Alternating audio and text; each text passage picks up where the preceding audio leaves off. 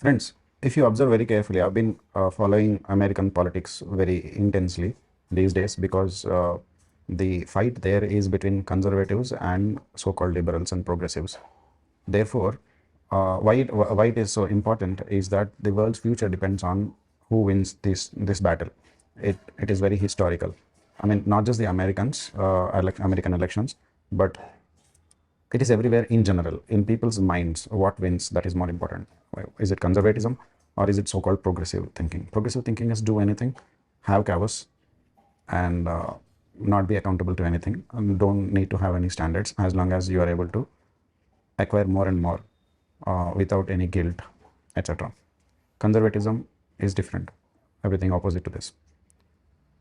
If you see, Kamala Harris, for example, is showing, exhibiting, demonstrating to all of us how a person of leftist extreme views does not give out any information that may be used to hold them accountable later on.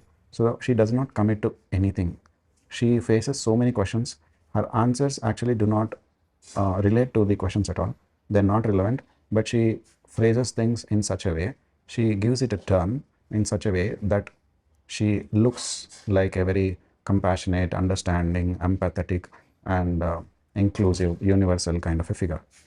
But if you see, what American people want to know and everybody wants to know from their president is what is she committed to, what is she not. Specifically, she does not give any specifics so that whatever she does cannot be questioned later on. They are actually wise. They are also thinking about their long term.